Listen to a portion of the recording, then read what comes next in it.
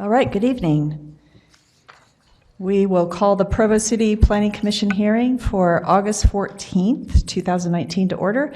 It is 6:01 p.m. And before we get started this evening, we do have a little bit of a change to the original agenda. We had 5 items to hear tonight. We now have 4. The items marked with an asterisk require approval by Municipal Council, and the Commissioners will be making a recommendation on those items to Council. We'll start the evening with the Pledge of Allegiance by Mr. Howard. Please arise and join me for the pledge. I pledge allegiance to the flag of the United States of America and to the republic for which it stands, one nation, under God, indivisible, with liberty and justice for all. Thank you.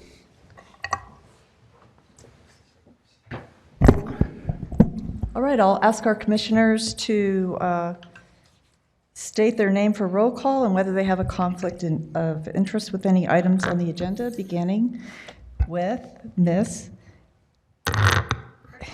Urquiaga, thank you. Sorry, Urquiaga, no conflicts. Dave Anderson, no conflicts. Deborah Jensen, no conflicts. Shannon Ellsworth, no conflict. Robert Knudsen, no conflict. Andrew Howard, no conflict. Thank you, Commissioners. All right, our first item this evening, item 1 is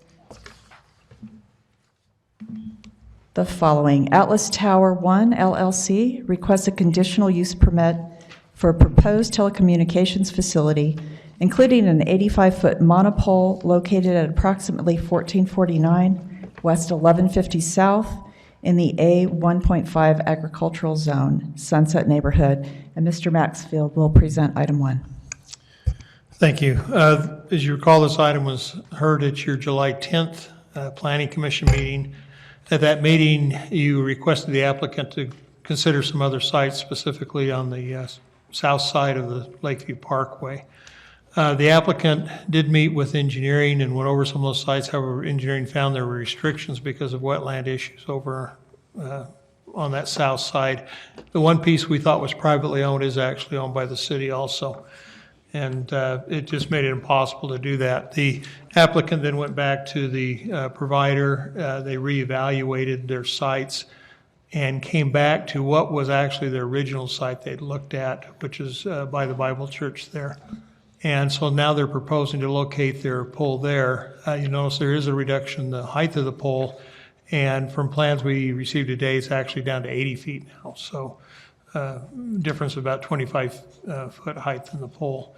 And the same conditions apply that you need to review and look at. This one is surrounded by agricultural uses. However, all of this area is designated for residential in the future land use plan. And the applicant, I think, has a presentation. I'll just orient you real quickly. I apologize if I have these up there and didn't even look at them. This shows the side of the proposed tower there at 1449 West and 1150 South, basically opposite Footprinter Park. This one shows the previous site on the left, but then shows where other cell towers are in the area nearby, just to give you that, what the distance is between existing towers. And then this is the elevation of the tower. I believe, let's see, any questions that you have of me, or would you like the applicant to go ahead and? Any questions, Commissioners? All right. Ms. Ellsworth? Is this going to look like a giant fake palm tree or a... If you'd like it to. Any other questions? All right, I will ask the applicant to come forward and present his project. All right. Good evening, Commissioners. My name is Cornelius Whitehead. I am the site applicant for Atlas Tower 1 LLC for the proposed 80-foot monopole telecommunications facility at the Provo Bible Church at 1449 West, 1150 South in Provo, Utah. My address is 3002 Bluff Street, Suite 300, Boulder, Colorado, 80301. I apologize if I sound a little hoarse. I'm a little under the weather today, but we're going to get through this. We'll go to the next slide. So I wanted to start off my presentation with a little bit of overview of what I'll kind of be covering tonight. First, I'll provide a brief background about who Atlas Tower is. Oh, thank you. And what we are. I'll also speak a little bit about the Provo Bible Church, our landlord partner in this instance. I'll then speak about the coverage and capacity issues that all network carriers are facing in today's wireless age. I'll then speak about the increasing demand for wireless services and why this site was chosen and why it is necessary for cellular communications in this area. I'll then go over our facility layout and design, and then we will have some time for questions.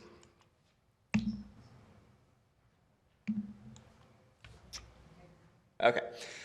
So Atlas Tower, I briefly mentioned this last time. We're a small, independently owned telecommunications tower company. We are not a mobile network carrier, meaning we do not provide the actual data services to customers. We just provide the physical infrastructure for your Verizons, your AT&Ts, and your T-Mobiles. We've been developing towers in the United States in the Pacific Northwest, the Rocky Mountain region, as well as the Midwest region since the early 2000s. Since then, we've built over 130 towers within the continental United States and over 900 towers built on the continent of Africa. About our partner, our landlord partner, Provo Bible Church. They were founded in 1989. I believe they just had their 30th anniversary? Yeah, 30th anniversary. They're a non-denominational Bible church with the mission of spreading the belief of God and the Bible. We have our pastor here, David Stolarski, representing the church tonight. Okay. So coverage and capacity are major issues that all cellular networks are facing these days. Coverage can be thought of as the strength of a network in any given area. Capacity can be thought of the ability for that service in the area to handle the number of users. Every cell site has a limit to the amount of cellular traffic that it can handle, and the reality is capacity issues have dramatically increased over the last several years, as the average smartphone takes up about 50 times as much as data as a regular standard phone. The only way to address these issues of coverage and capacity is to have more towers in a small geographic area, basically making the coverage and the capacity smaller and not having to reach as farther, so it doesn't take as much strain on the network.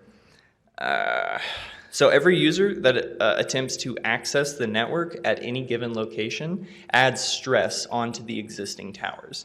This proposed location would not only provide coverage and capacity fixes in this area, it will actually take some stress off of those existing towers that Mr. Maxfield had a slide on.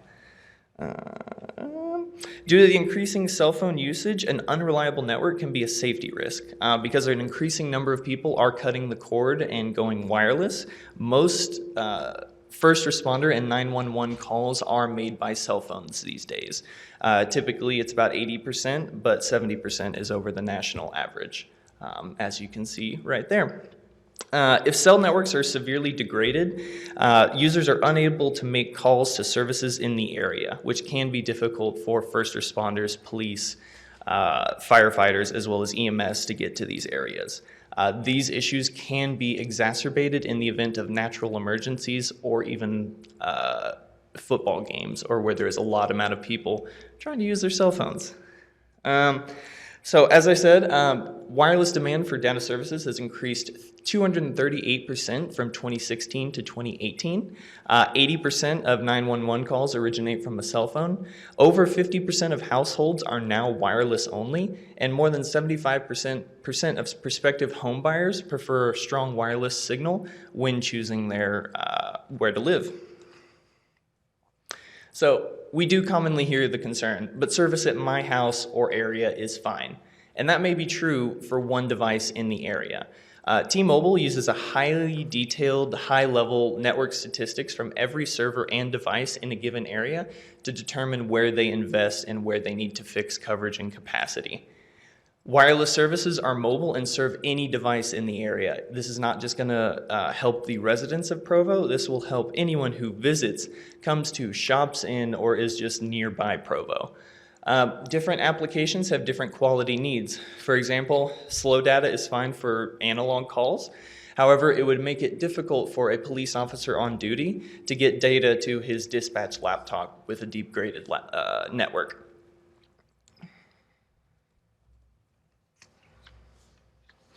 So let me talk a little bit about the site selection process.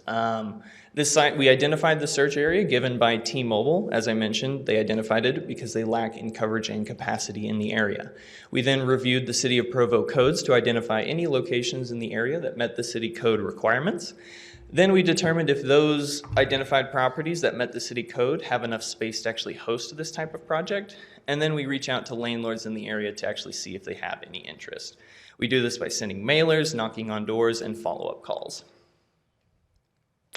So this was our search area, a larger view. You can see downtown Provo kind of in the center there, and I have outlined our general search area with that red box. Just getting a little closer. And all the way in. So this was our search area for T-Mobile's network requirements. Ooh. Okay. This may jump, may not. Okay, so this is all of our due diligence that we did to find the site in this area. All of these sites, or all of the areas that are black and number 1, we did not consider these locations because these properties were too small for this type of project. Number 2, in the red, we sent out initial project proposal letters, as we do to all of our landlords, but these landlords elected not to pursue in one way, shape, or form. The white area south of Lakeview Parkway was not a part of our original search area, but after conversations with T-Mobile, that location will not work. Brian Maxfield mentioned the number 4, which is the City of Provo land, which has the Army Corps of Engineer restrictions, which will not work for us. Number 5, the blue ring, was the citizens of Provo that brought their comments to the last hearing with their concerns about the site location. Taking their concerns into consideration is one of the main reasons that we are moving our site over to the Provo Bible Church. They were also sent a lease agreement in the very, very beginning, but they also did not elect to pursue. Yellow was the original site. We've since moved on from that based off of all of our due diligence and reevaluation of the area. Number 7 was a proposed alternative. Landlord expressed interest and we were able to sign a lease agreement, but number 7 in the blue did not work for T-Mobile's radio frequency needs. I'm not a radio frequency engineer, but the reasoning they gave was that it was too far south of where they wanted to be. Number 8 is magenta, which is the Footprinters Park.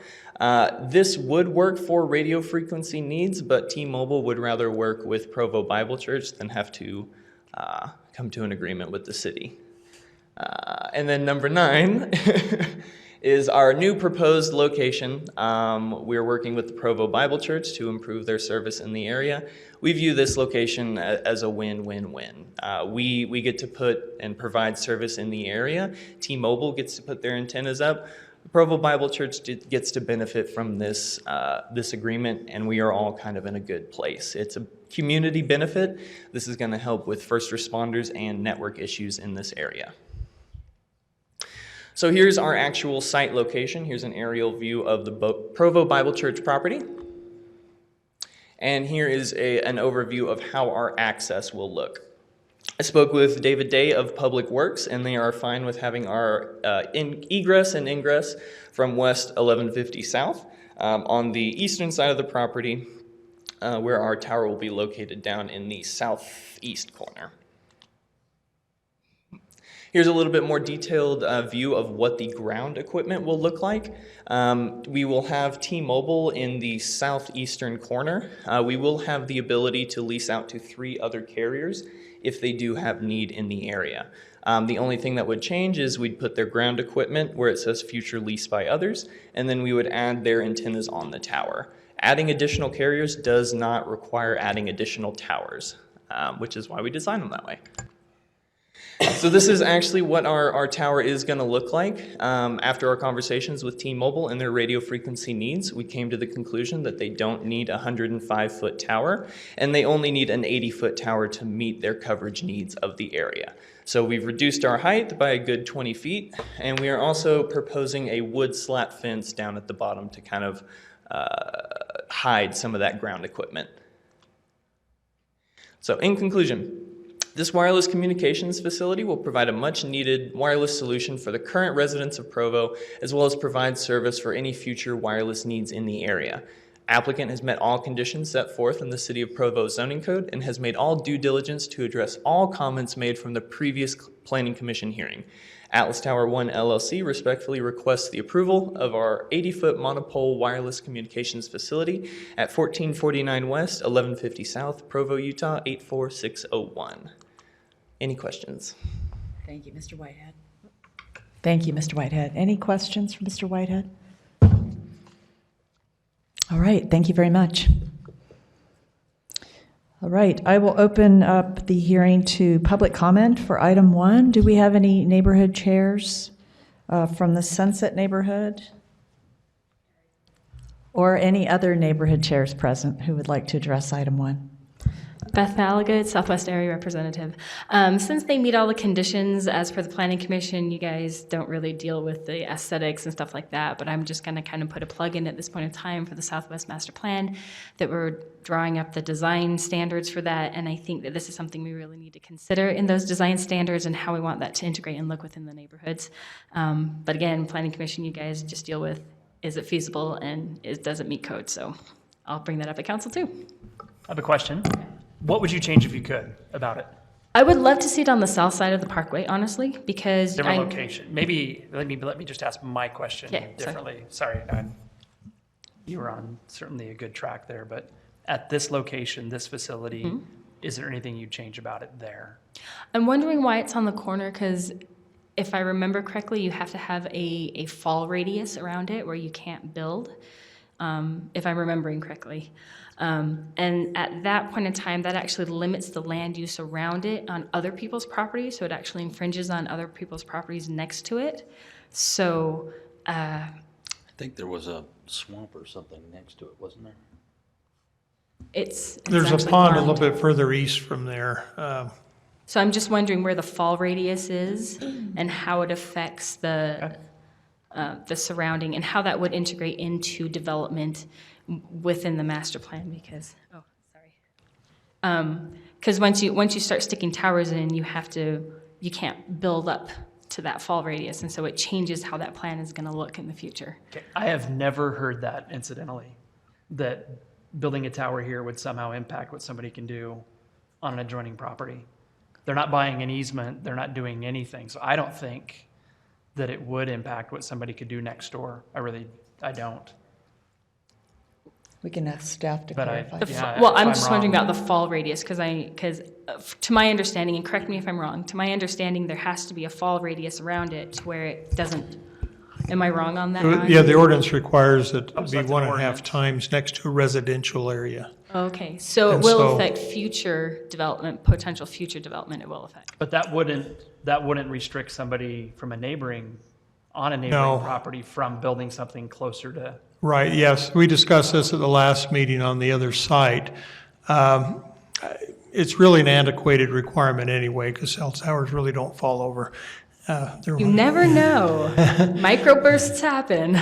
Well, yeah, but the ordinance says it has to be 1.5 times next to a residential area, and Not technically, it's not a residential area.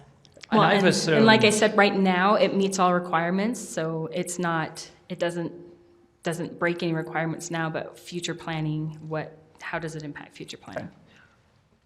for example, Okay. a wooden fence around this, which is what I think I noticed was proposed. Is that a wooden fence with like wood gates? Yes, yeah.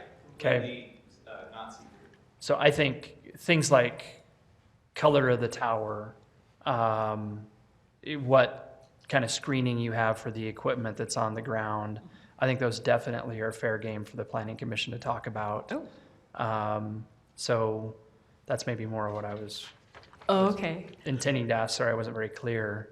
No. So design elements, I know we're drawing up the written aspect of the land use map and what design elements we want to see in the Southwest Master Plan. I would like to see, I know it's kind of cheesy, but if you look along University Avenue, I can't remember where it is. It's along the trail. It looks like a tree. It's a tree. Yeah. That's Okay. It's up by Will's Pit Stop. infamous. Okay, yeah, by Will's Pit Stop. So stuff like that. So not like you have this stark tower. But that one has been criticized because it's the wrong kind of tree. Like, So, you can go down this avenue. got to get the right kind of tree in here. I don't know what the right. Some say that stands out more than if they would have just. Yes, Russian yes, olive. I think that has come around too, yes. Mhm. So the screening, the wooden fence, to me, it depends on what standards we have. I would think that they would need to meet the design standards for the area. I don't think a wooden fence is necessarily a part of that. I'm not sure. That's not something we've discussed in detail on the master planning committee at this point in time. But I would hope that if those details come out, that would be something that they could integrate in with the going forward in the future. Okay. I like the idea of it being some kind of solid screen, wood, whether it's that or a masonry wall with some kind of gate, versus just maybe chain link or something like that. I know we haven't closed the public hearing, but I'm ready to make a motion. with that. We can discuss it after we finish the public. I'm just curious, how high is the fence that you're proposing to put in? Is it a 4 foot, 6 foot? All right, are there any other neighborhood chairs who would like to address item 1? How you doing tonight? Sir, I could call you up in a moment. Oh, I'm sorry. Thank you. I don't know what a neighbor chair is. All right, are there any members of the community? No, I'm a vice chair. Excellent. Pam Jones, vice chair of Edgemont neighborhood. I just have a couple of questions.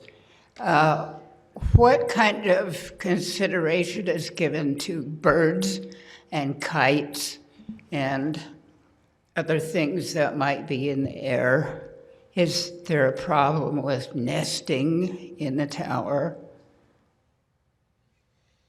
Thank you. We can ask the applicant and the city staff to address that at the end of the public. And I comment. would like to say that when I see these cell towers and I'm in the neighborhood of the Will's Pit Stop, infamous tower on North University. I would just as soon see the tower, not this phony tree stuff. People are technologically used to savvy technological structures. Thanks. Thank you. Thank you, Ms. Jones. Are there any other neighborhood chairs present who would like to address item 1? Any members of the community who would like to address item 1? There you go. And please state your name for the record. My name is David Stolarski. I'm the pastor of Provo Bible Church. I thank you guys for taking time tonight. It's my first meeting like this. I really came just to see what was the process and everything.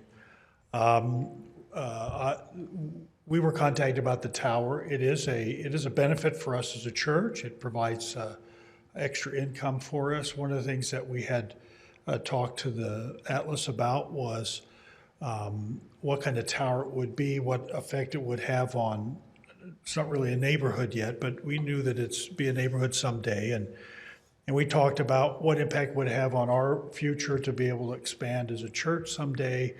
We wanted to make sure that this was a good project for everybody. And so my encouragement, I really feel like you guys will make a good decision. And maybe on one personal note is that I have a T-Mobile phone and my service is terrible. It'll be great. This will benefit me personally, but I just want to thank you for taking time to consider this, and I think you guys will make a good decision for the city. Appreciate it. Thank you, Mr. Starsky. Are there any other members of the community who would like to address item 1? If not, I will close this portion of the hearing to public comment and turn it back over to the commissioners for discussion and/or a motion. Mr. Anderson? I'm happy to. I think it's a vast improvement over what we saw before.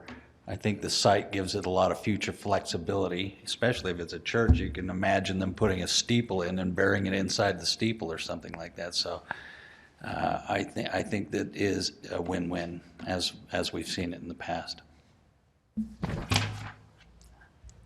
I agree.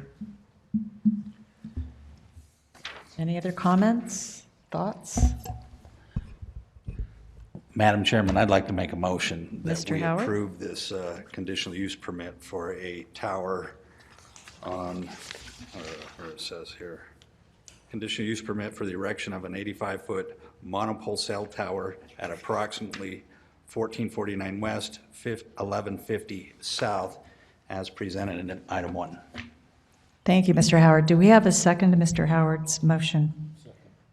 Seconded by Mr. Knudsen. All those in favor of approving item 1? Quick question. Mr. Anderson? 80 feet or 85 feet? I know the staff report says 85.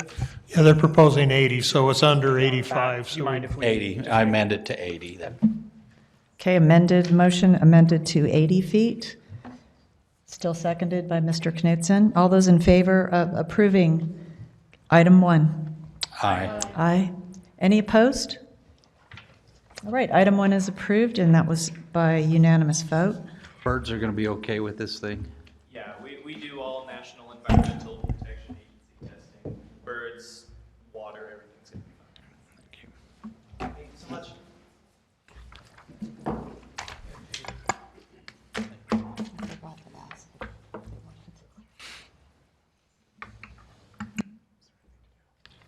All right, item 2 is another item that is for Planning Commission approval or denial. Item 2, Brady Duscher requests condominium plat approval for 64 units, 16 units per building, located at 1320 South State Street in the 14.50 entry-level housing project redevelopment option zone in the Spring Creek neighborhood. And Mr. Mills will present item 2. I am so impressed. Very good. So thank you, commissioners. As you'll recall, this project has been before you before. And just to give a little bit of recap, the applicant is proposing and has received approval for 64 two-bedroom condominiums at the site that's relatively at the intersection of State Street, South State Street, and 1320 South. And this is kind of the overall plan of how those would be arranged on the site. The reason why we're here this evening is because a condominium plat is a little bit different in our current ordinance than a standard subdivision plat, which is approved administratively. And so the ordinance currently requires that the applicant come to Planning Commission to be granted approval of that, and then it also has to be sent to the mayor for his or her approval. So this is step 1 in that process. One interesting caveat to this project is because, as you know, the applicant has worked extensively to receive approval for FHA funding FHA-backed mortgages on this project. And so in order to do that, they will be done in phases. The buildings will be constructed in phases, and there'll be a plat attached to each of those phases. So this will be phase 1 with the building closest to State Street, phase 2, phase 3, and ultimately phase 4 with total build out. Staff was able to review this application according to the statutes that we have in section 1506.040 and found that it conforms with the requirements, and we recommend that the Planning Commission grant approval for this condo plan. I'm available for any questions. Thank you, Mr. Mills. Any questions for Mr. Mills? We've hashed this one out several times, and we talked about landscaping. We had to get the zone approved so that it would conform to the new pro zone. Is that what we're waiting for then? I mean, is there So any this reason to go- is just the final step in this process of actually being able to record the plat. At this point, it's housekeeping, and to be honest, we intend to amend our code so that condo plats don't have to come to you anymore because you don't have any discretion. Right. If it meets our code, it's approved. It's got to be approved, so. Thank So you for that hopefully this will be the clarification. last one that you see. Thought I was. Any other questions for staff? Yeah, Ms. Ellsworth? this isn't the one that's like FHA financed. Yes. Oh, it is, Yes. okay, okay, there's a lot on State Street, so. Did you have a question? No? Okay. All right, if there are no other questions from the commissioners, I will invite the applicant to present his project.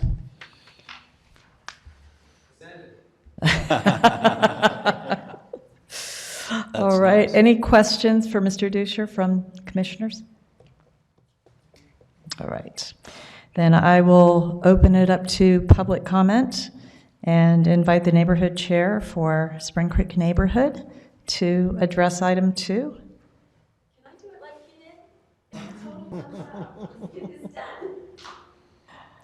did? Could you just state your name for the record, please? Of course, Mary Miller, Spring Creek neighborhood chair. Thank you.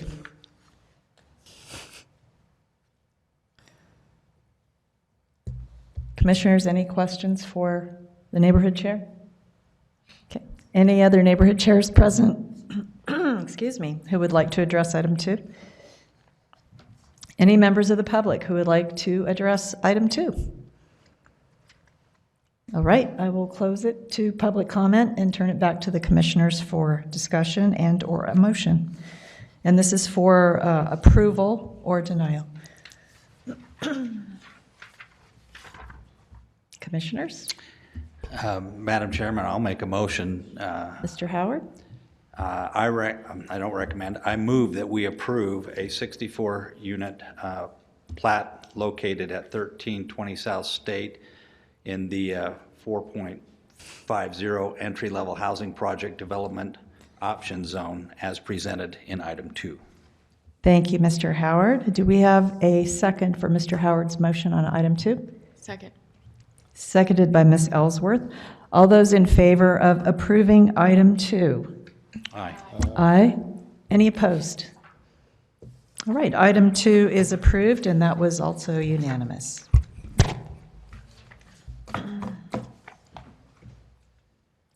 Okay, item 3 is for a recommendation for approval or denial to Municipal Council. Item 3, Brandon Smith requests a zone change from Public Facilities, PF, to Campus Mixed Use, CMU, for Amanda Knight Hall, located at 800 North University Avenue, so the building can be converted to a girls' dormitory, including 21 rooms and 71 beds. This is in the Joaquin neighborhood, and Mr. Yost will present item 3. Thank you. I'm really happy to be able to present this item to you. It represents the next step in a process that's been a long time coming and has been a worry for longer than that. So Amanda Knight Hall was constructed in 1937, 1938, or 38 and 39, right after Allen Hall, which you see here prior to its untimely demise. These are a couple interesting construction photos of Amanda Knight Hall. Awesome. At completion and some of its original tenants. and the building, Are you sure they lived there? potentially. I'm not entirely sure. I didn't put up the class photo of the girls in the common room, though. That's what that building looks like today. This is one of my favorite pictures. It represents the public announcement of the passage of the building from its first owner to its second owner. In order to facilitate the second owner's plan, Wasatch Classic Real Estate has applied to rezone the property, as you mentioned, from public facilities to campus mixed use. This is an area map showing you where Amanda Hall is located relative to its surroundings. It's right close to BYU and just north of the original BYU campus down to the library. It shows the zoning in the area currently. That chunk PF is Amanda Hall. We draw the lines to the middle of the roads. So it is surrounded on the north, east, and south side by a campus mixed use zone. The neighborhood's worked a long time for over a year to prevent BYU's announced demolition of Amanda Hall, which they announced last July, a year ago, July. And the neighborhood is very excited to see the building return to its original use as women's housing. Really the only issue and the only thing we've received any comment about, and that was just one comment, is that the building does have limited on-site parking, and there's really no practical way to increase that on-site parking, especially in a way that's sensitive to the historic building. So community development, we view that the proposed use is a return to the building's original use, and that the existing parking is non-conforming but sufficient, especially given its location immediately adjacent to campus, a block off of the BRT line, and close to other amenities. We feel that it essentially meets the qualifications we've established in code for making recommendations on zone changes, and feel that it's the best zone for this to transition to accomplish the end goal of facilitating the building's long-term preservation and returning it to productive use as women's housing. Thank you. Thank you, Mr. Yost. Any questions for Mr. Yost? I'm wondering what the developer is planning to do to limit parking impact. Are the residents going to be prohibited from having vehicles? Do they have any kind of a plan? That would be a question for Mr. Smith. How much parking is there now?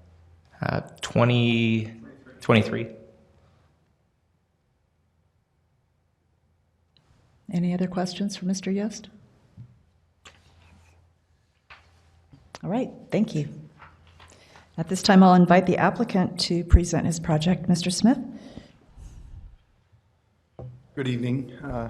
Thank you, Josh. It was a great presentation. As Josh mentioned, our plan is to restore the building to its original use. Our primary business is restoring historic buildings. We actually obtain state and federal tax credits for that, and as part of that process, they ensure that we retain everything the way it was, particularly on the exterior. So we will have to replace the roof, so we're going to be sourcing the identical materials and replacing with that, but most of the outside of that we're going to be able to keep. We are, of course, removing they have removed all the air conditioning units, and we will be restoring it back to the original windows that were in it there. To your comment regarding parking, we have a lot of different strategies we are looking at to deal with parking. One of them, of course, is we will be limiting in our management or our resident leasing contracts the number of parking that will be allowed at the site. But we've got a group doing some other studies to see what else we can do to limit, curb, or encourage different uses, or reduce the use of parking. But one of them for now is just we're just going to limit who's allowed to have their car there at the site. So that's our primary strategy for it. Thank you. Any other questions? I'm curious, will there be air conditioning in the building?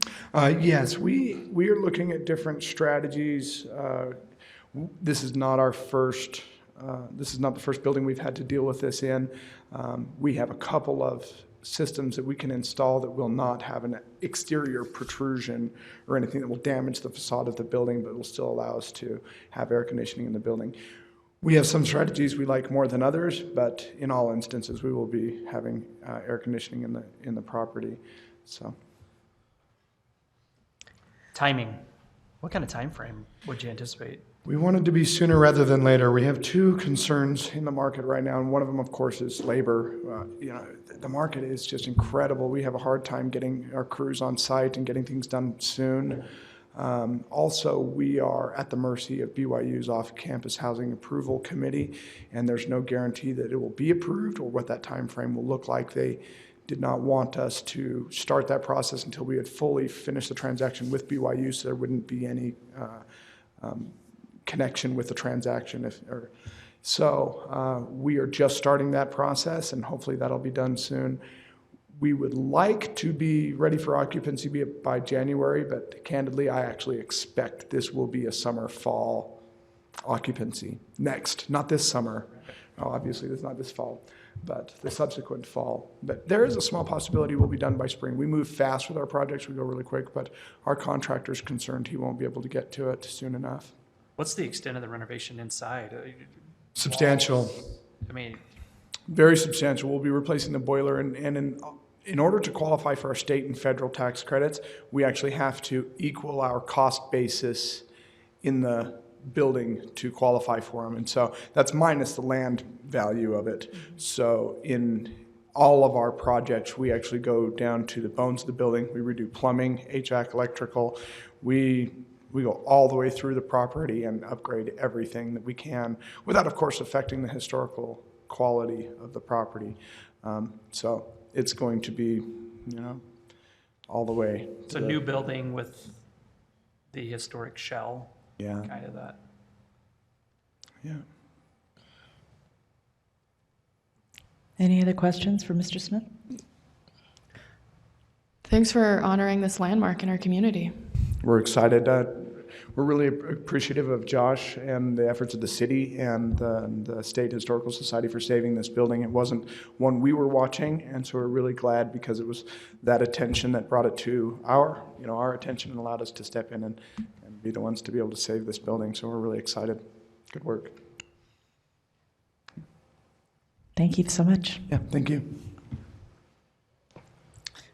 All right, I will open up item 3 to public comment. Are there any neighborhood chairs who would like to address item 3?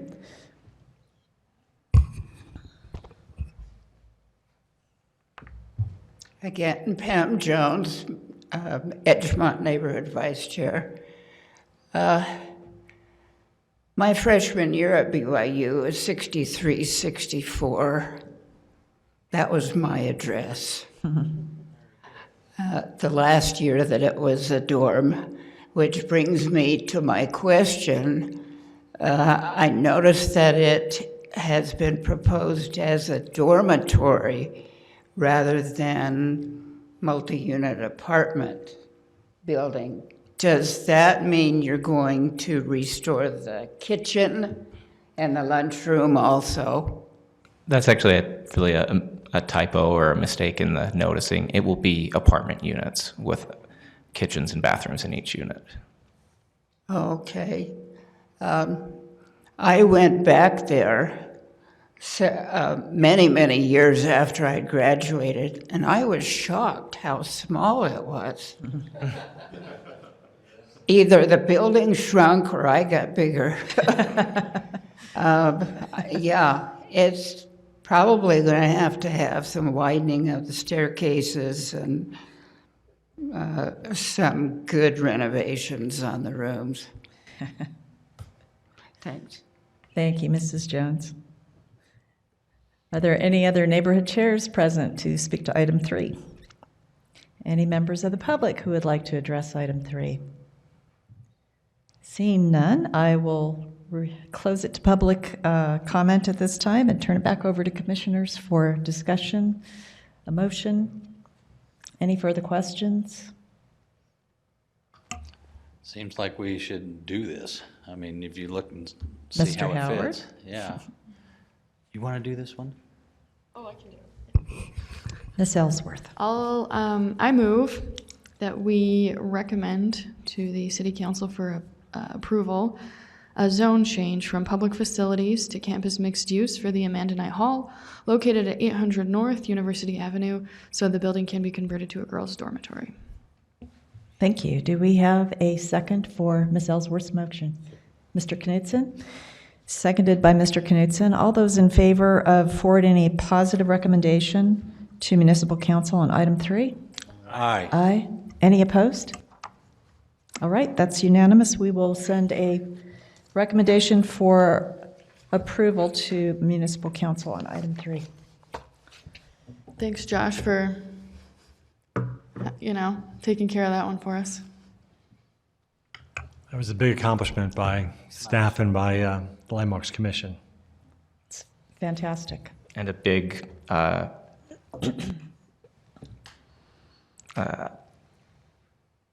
generous show of cooperation from BYU, where President Worthen basically made the decision that he was willing to go back to his board to change directions and ask for approval of that. So that was a big deal. That's wonderful to hear. Thank you. All right, our last item on the agenda for this evening is, again, a recommendation to Municipal Council. Item 4, the Provo City Community Development Department requests amendments to Section 14.34.295, Downtown Development Design Standards, to clarify architectural requirements in the downtown zones. This affects the Central Business District, Joaquin, Mazer, Frankland, and Temp neighborhoods. And Mr. Yost will present item 4. Thank you. I think the best way to go through this would be to step through each page and take any questions any of you have regarding the content of those pages. And it also gives me the opportunity to show you some edits that were suggested by our council attorney yesterday. So I don't have time to provide an updated staff report to you. I just basically put the red line in here and then the brand new version on the right. None of those changes are substantive in that they change the actual quantitative or otherwise requirements, but put it into, correct some verbiage, some shoulds to shalls, and some change voice to one that's more palatable to our attorneys. So I'll start there. So on this first page, the only change, I think, was a piece of punctuation. Are there any questions about the applicability section? It actually provides you, as the Planning Commission, some degree of latitude, as we discussed with the campus mixed use, the residential design standards that I brought to you previously, to essentially approve alternative designs that are equal to or better than the requirements set forth in this section. So if somebody comes in with something great, and there's something in this section that may get in the way of that, you have the discretion to look at these, look at that and make findings, as in subsection 4, that they remain generally compliant with the spirit of the standards. It engages and activates the public realm consistent with the intent of the standards, and it contributes positively to high standards of construction, urban design, and vitality desired for downtown. Start off with building design, the way it interacts with the street and its surroundings. His first comment was about my choice of words here, and about open wall storefronts. I changed encouraged to permitted, so it seemed like it was more substantive. And then the rest of these are all just changing to shall be's from a to do voice. And this just continues through ground floor treatment of the buildings and storefronts for different, and ground floor treatments for different types of uses. On this page, we pick up one piece of punctuation change in line 82 from a colon to a semicolon, I believe, and establish the requirements for pedestrian building entrances. for commercial and residential frontages on Center Street and then other streets. Any questions so far, commissioners? It seems just natural corrections of what we've already discussed, right? Right. So, Yeah. seems logical. Okay, thank you. Go through detailing and more specific architectural guidelines here. Again, these are all just changes from should to shall and from the shall be from the to voice. Windows, doors, and balconies. Brian caught that I didn't mention doors in the title, so it's good that we get that in there. And the rest of these are just a punctuation or cutting a word in 158. On materials, we made just on sub 1, we didn't actually change that because detailing is a verb that architects do and that creates how a building is constructed, so it's not really a noun that we would make plural, as he was kind of wondering what we meant there. Hopefully it'll get picked up by design professionals. And then we just changed the rest of these, the verb tense or the voice. Through materials, and then on to parking, access, and site design.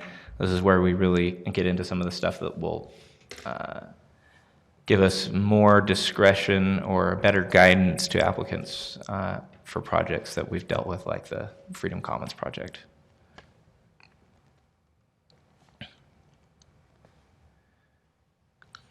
And we've made a small change at the end of 237 and 238 from legibility of pedestrian circulation to, I guess it's in 34 and 35 in the new one, to increase the visibility of pedestrian access points.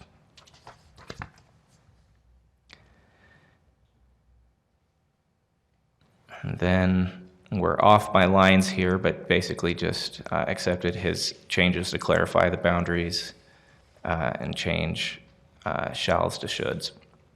And this is encompasses the special district standards. There's really just two at the moment.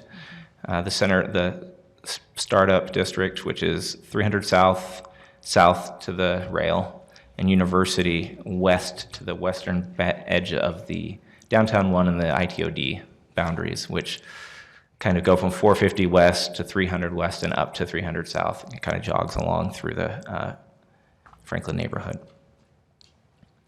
And then B, under 5, is the Center Street corridor, which runs from 500 west to 100 east and on the adjacent cross-street block faces, and really gives guidance as to the forms of traditional buildings in that area, but also provides a lot of latitude in design.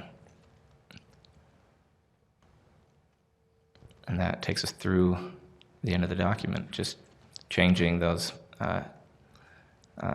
tenses again. Thank you, Mr. Yost. It's a lot to digest. Are there any big or little questions? Any questions for Mr. Yost? I have a question. Ms. This would make something like the, what are we calling it? Freedom Commons? Freedom Commons. That it would make it less Lehigh and more Provo. Yeah, it would have the most impact on the site design. Mm-hmm. And it would also have impact on the architectural design, even though the architectural design has definitely evolved to the point where it's much, much better in terms of context and feeling right here. Okay. Any other questions for Mr. Yost?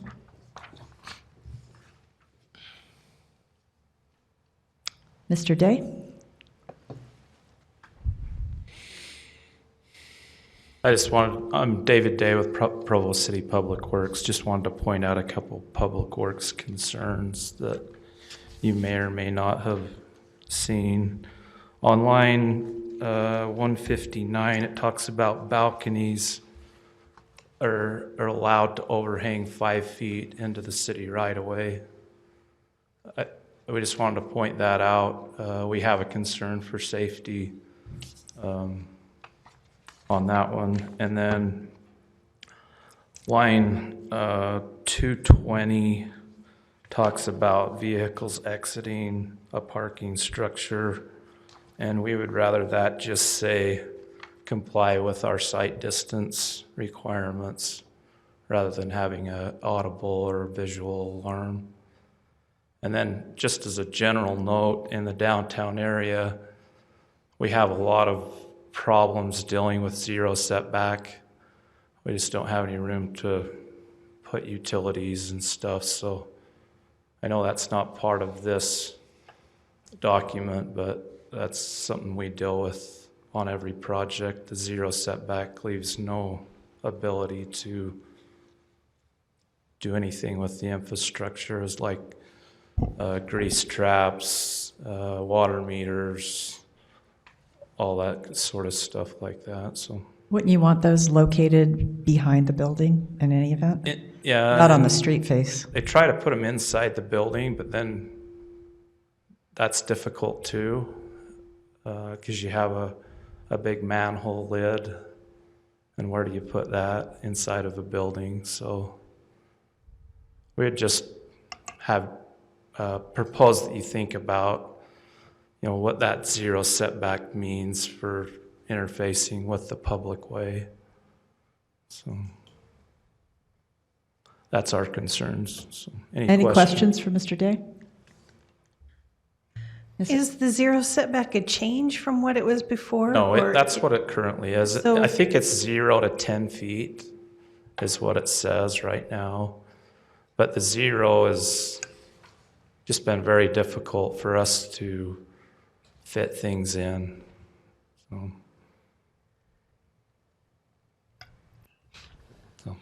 Any other questions for Mr. Day? I don't know if it's a question for Mr. Day or for Mr. Yost, but I've commented before on the utility boxes being right on the corners. Will that continue to happen downtown? The utility boxes you see on the corners are generally not private equipment serving individual private development, like the huge pile you see next to the Hyatt. That's all related to larger area infrastructure, and a lot of that was changed in the last 10 years as they brought a lot of equipment out from vaults to meet different operating and safety standards. So that's more of a way we deal with our infrastructure in the public way. We do often have to locate a pad mount transformer or a sectionalizer for an individual project, and we try to locate those outside of the right-of-way. And this does have standards in there indicating that all effort should be made to locate those to the rear or side, not in between the front of a building and the street. Okay. But the bigger picture of putting larger infrastructure out in the right-of-way and where that's located, everything from signal cabinets to sectionalizers and larger transformers is a bigger conversation. Gotcha. Okay. Mr. Howard? Just generally, when they talk about the balconies can project up to 5 feet out into the right-of-way, has that ever caused a problem anywhere? Is there The only problems we've really had in practice with that is drainage, and that's why we put a stipulation in here to require all water that ends up on those balconies to be able to be carried into the building and taken care of in the storm drain system of the building, not to drip onto the right-of-way. We've actually only had one project, one multifamily project one project other than the convention center that actually encroaches, and that's the Startup Crossing project. And that was just a little bit of encroachment of some of those balconies, but the convention center on Freedom is actually the biggest encroachment we have in the past 10 years. But in practice, we haven't had a lot of people come and try to do that, but it wasn't something we made a decision to change as we moved into this amendment. We kept it as is. We're definitely willing to I don't see a consider problem with something it, but I else. can't envision a circumstance that would cause that big of an issue.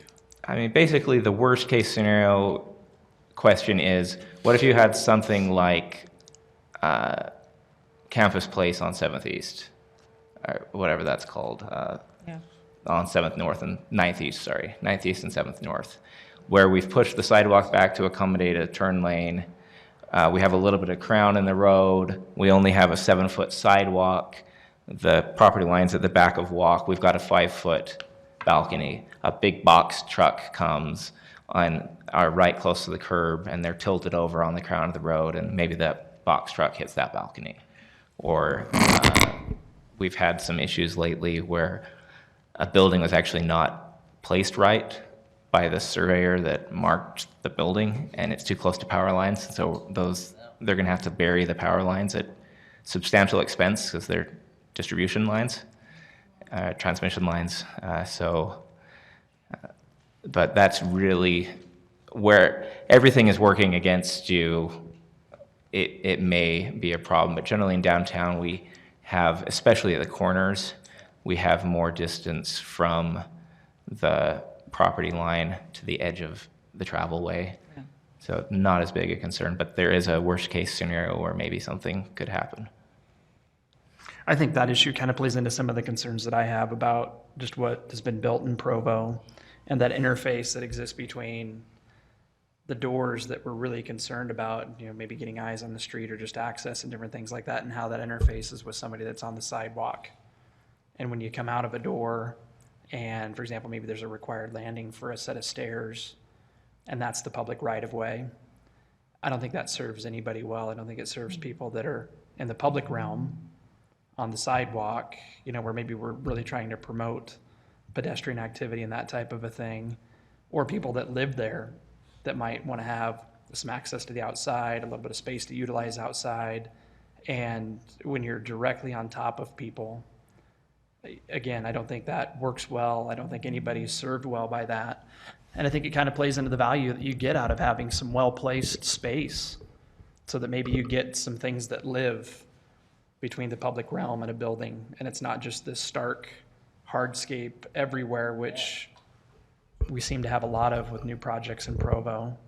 And again, there's no room afforded for people to live, whether it's residents of the building or people in the neighborhood that might want to be out and walk around and feel comfortable, maybe be able to say hello to somebody that's on a walk up or a porch or something like that without feeling like you're interrupting their conversation because you're right on top of them.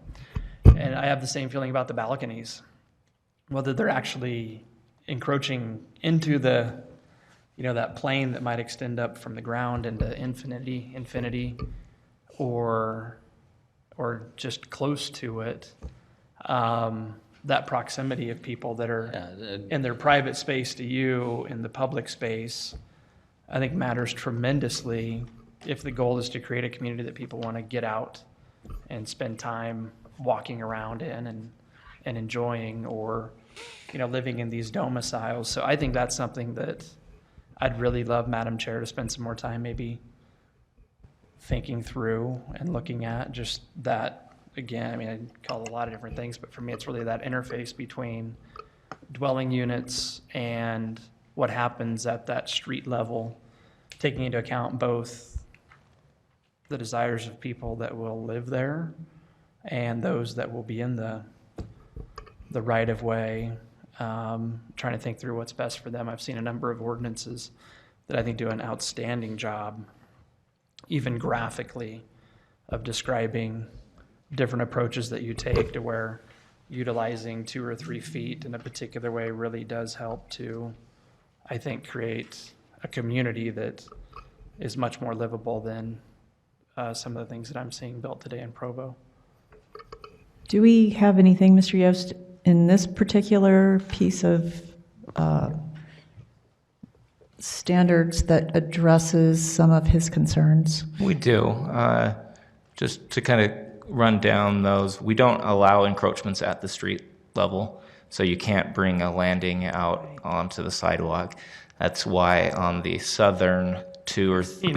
What? We've seen it. The southern 2 or 3 units at City View on 200 University don't actually connect to the sidewalk, because after the construction team for the BRT project actually came out and surveyed and established a top back of curb, there was not enough room between the building and the back of sidewalk plus the change in grade that the road came down a bit, that there wasn't room to actually get stairs out, so we just had to. And there was no room because? There's no room because we used to have room, and then UDOT came and took 12 feet of the right-of-way. And I think that's one of my concerns, is that it's really hard to predict over time, what might change here or there. Hopefully, we'll go the opposite direction in the future. Well, okay, hopefully. I'm not sure that I always hope for the best and plan accordingly. I think maybe I plan differently. Another example of what you're talking about is on 300 West here on the Liberty Center project. We do allow it up to a 10-foot setback, and even more if it's planned and programmed in some type of plaza. And those actually all do have stoops that come out and then have stairs that come down to the sidewalk, parallel to the sidewalk, and have a little landing. And they all have a tricolor beach and some foundation plantings planted in front. It actually creates a nice little mediation between the public and private. And there is a statement in here. I just need to find exactly where we put it.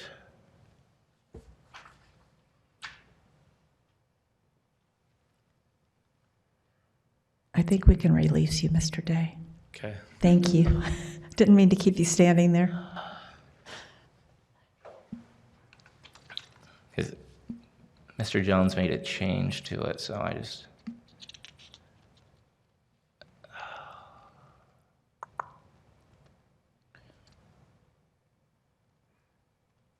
I guess while you're looking for that, other things Yeah, go that, and again, I think just in the spirit of trying to improve balconies with railings and different things like that are not solid.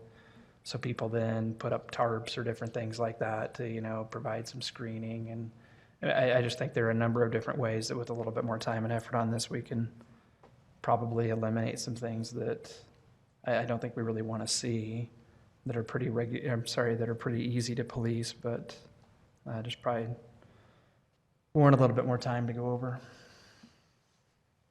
So you're suggesting that balconies require further regulation? I think there are different ways to build balconies to create Right. maybe a different relationship between the balcony and everybody else. So yeah, I think some additional regulation there might be worth talking about.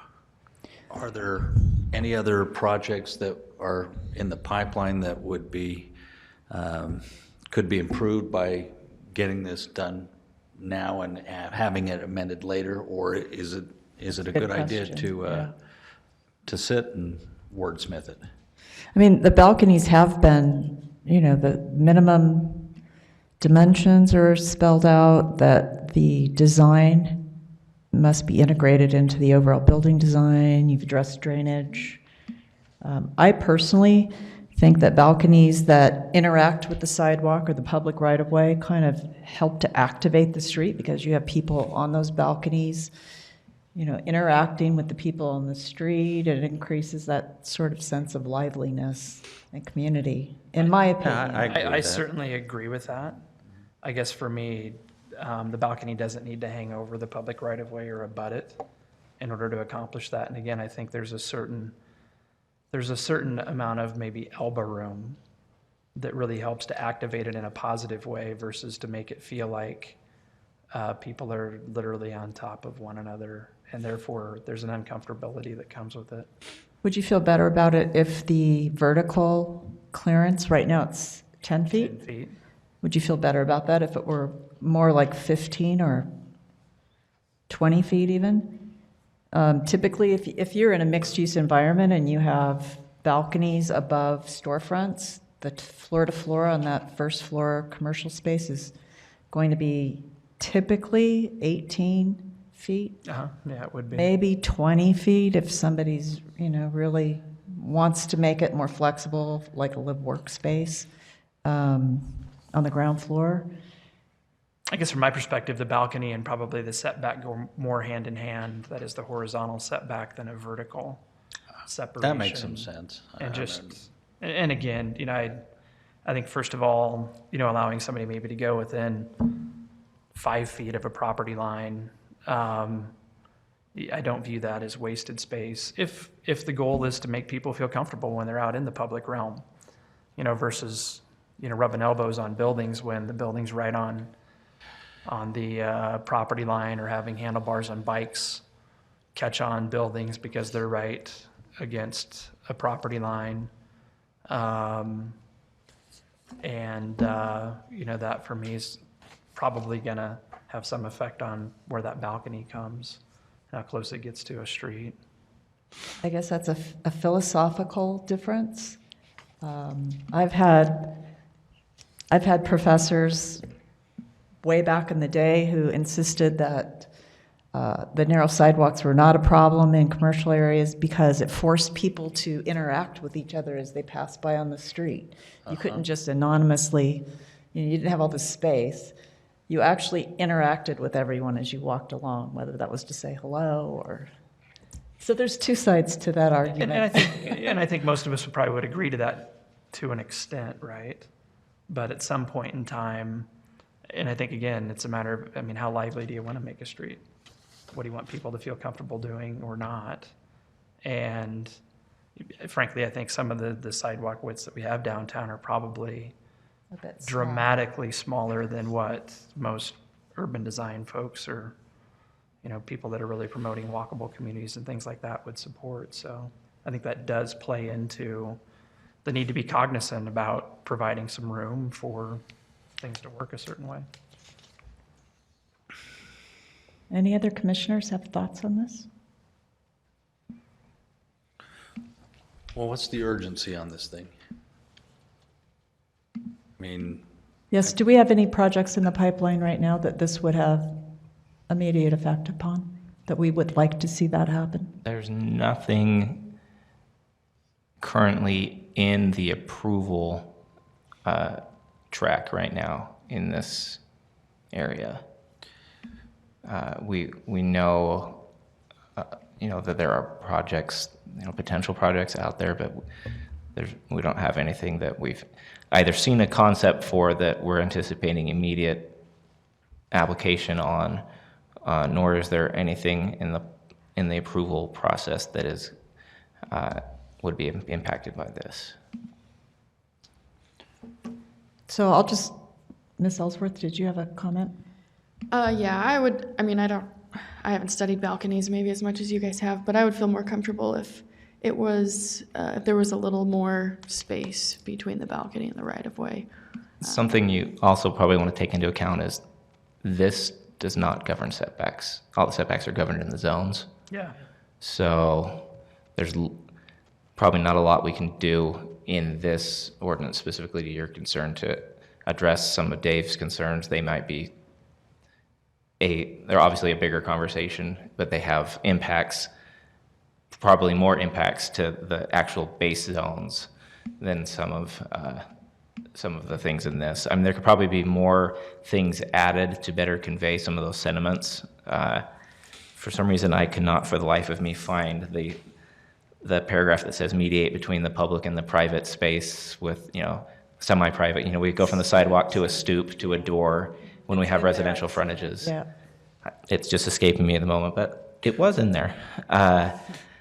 But some of the geometric things would need to be taken care of in the underlying zones. My feeling is we've discussed this, and I think there's great points, and then there's been some work to correct the language, and it's a recommendation. I think we all want to make whatever the recommendation is, a good one as best we can. At some point, we have to turn it over to them and let them chew on it. But I don't know if we're there or not. I wouldn't know some of these issues as well as certainly as well as you do. I don't want to unduly delay it, but it doesn't sound like it would. Yeah, I think, something like design standards, you're always going to have a difference of opinions, and you may not get it perfect the first time around, but it can be revised if we find that maybe parts of it didn't address something that we missed or... Which I think that's why we're talking about it now, right? I think it's normal for things to evolve and change. And Exactly, yep. I did not open this up to public comment or neighborhood chairs, but there are none present. I just want to state that for the record. It's that exciting. sure. So, commissioners, this is for a recommendation to municipal council. How do we all feel about it? I know it's been in the works for quite some time, and Well, do we believe in the basic tenets of this? When it comes down to measuring doors and feet and all that, I'm probably not, I rely on what people tell me. I really have to, because I don't know what keeps, and it seems like we've had that input.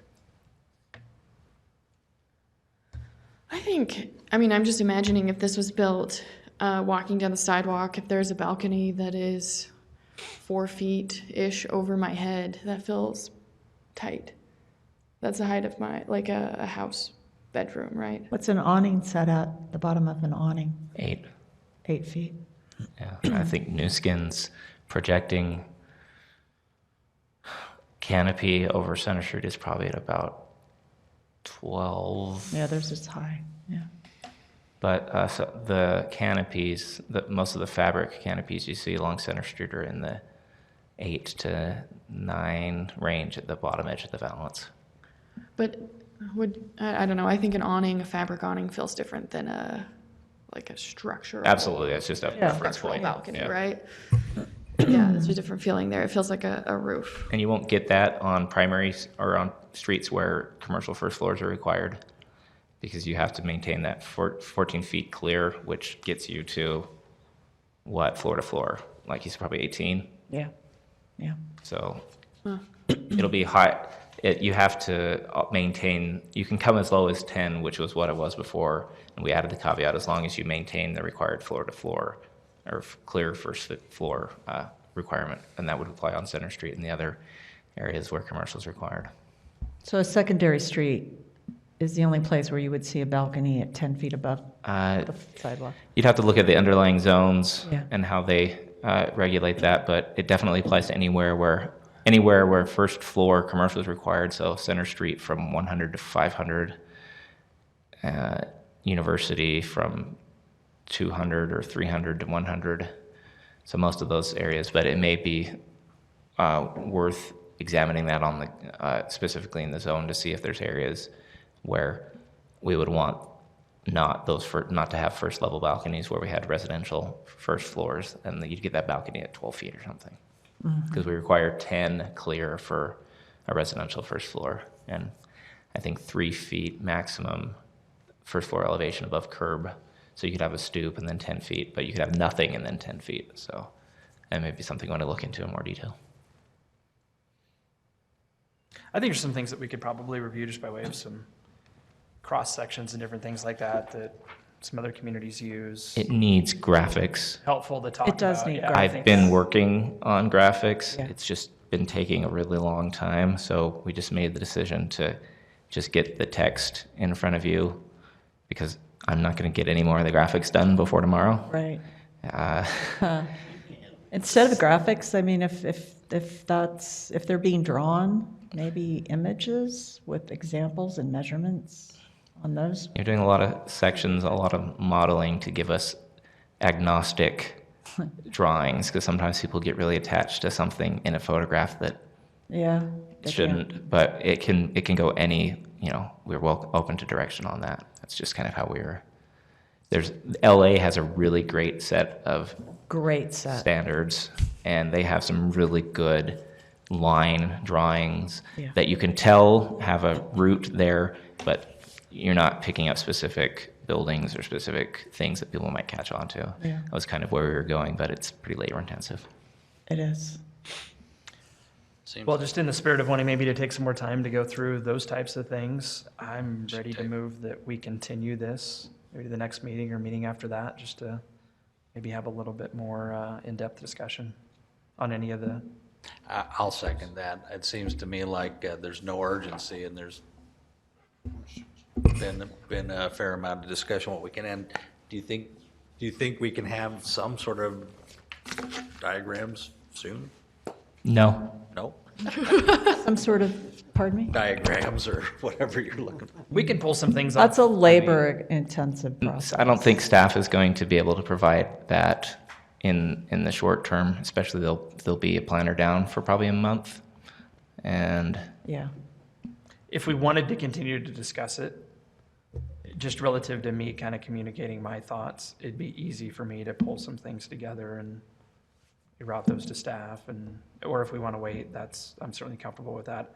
I don't get the impression that there's a huge need to move real quick on this. I hate to see us take longer than we need to, but. And there's probably a lot of utility in Dave's approach, which is we were probably fussing too much on these diagrams, and sometimes when I'm modeling to make diagrams, I end up modeling too much. So some level of diagram or photographic reference would be better than none, for sure. Yeah, I think the graphics are going to help everyone understand much more. Yeah. One of the other things that Los Angeles did, they do have some graphic kind of do's and don'ts depending on building type, whether it's industrial, residential, whatever. And they've used examples of do this and then do not do this. They've shown what we don't want. Yeah. This is like, no, don't do this. And they're very effective, and it's all photographs. So those can be useful too. But I guess that's a discussion for another day. So from staff's perspective, if this is continued, then it does not go to municipal council. It goes back to staff. And will there be anyone assigned imminently to that, or? Yes, all of Josh's projects have been assigned to the planners, but Okay. there will be a planner down. Dave, whatever you can do to send us photographs. Yeah, happy to pull. Yeah. We could chat offline too, if you guys want.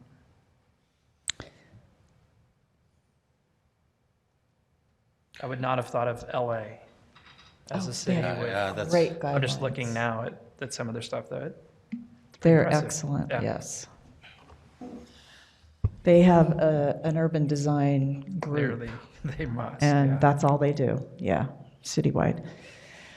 All right, commissioners, do we have a motion on item 4? Dave motioned. And I seconded, so I Andrew think it's in seconded. the air, Madam Chair. All right, would you just state your motion again Yeah, for the just, record, please, Mr. Anderson? I move to continue item number 4 to some future date, whenever staff feels like we're ready to talk about it again. Thank you. Second. Seconded by Mr. Howard. All those in favor of continuing item 4? Aye. Aye. Any opposed? Nay. So 1 nay, the rest are on board with continuing.